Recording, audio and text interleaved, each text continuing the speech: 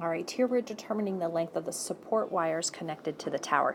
Now, if it's not clear to you which wires are the support wires, make sure you always ask if it's a test situation or a homework situation. What I'm outlining here in red would be the support wires for the tower. The tower is this entire piece here. Okay, that's our tower. All right, the length of those support wires. So I need those two side lengths of triangles. Let's see what we got. So I'm going to, again, label my triangle with some letters here, my triangles with some letters here. I've got A, I'm going to put A here, I've got B here, we're going to put C here, and let's make this a D in here. If I look at triangle BCD, I've got a 90-degree angle triangle. I only have one angle in it, well, two angles. I could get the third angle, but I don't have any side lengths. If I look at my big triangle ABC, I again have two angles, the 20 degrees for angle A up at the top. I've got the 90 at the bottom, and I could figure out the third, but I don't have any full side lengths for triangle ABC. But if I look at triangle ABD, the one on the top, I do have side AD equaling this 18 meters. So that helps in terms of knowing a side length. Now I only know one angle in that triangle, but I'm pretty sure I can get some other angles here. For example, the angle here, ADB, that angle is supplement to the 50 degrees. So that angle we can get by taking, let me write that out here, 180 degrees and subtracting the 50 degrees from it. That gives us 130 degrees for that obtuse angle there. Okay, also in this triangle, we could now get angle ABD. That angle is going to be 180 degrees minus the 130 we just figured out, minus the 20-degree angle, and that results in that angle being 30 degrees down here in the bottom corner.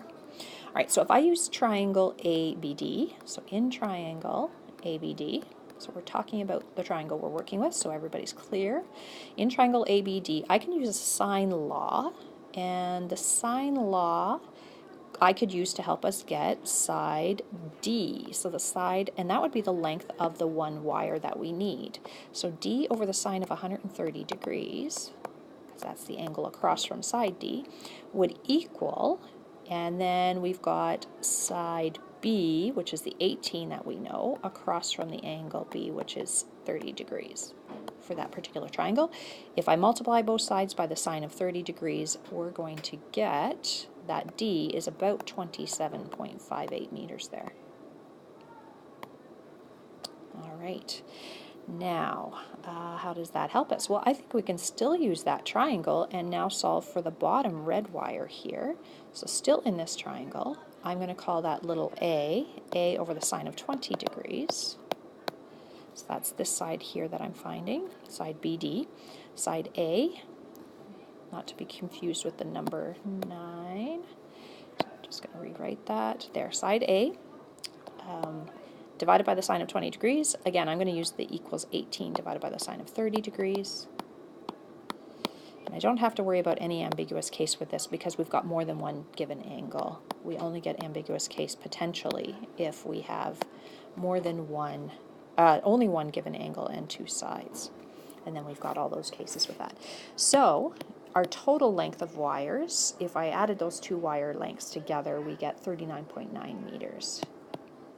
Okay, and of course you'd probably need a little more than that in terms of attaching and tying and whatever, in terms of, but length without considering any extra would just be 39.9 meters. Okay, the length of support wires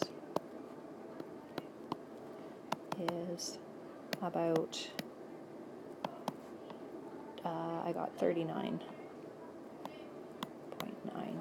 meters.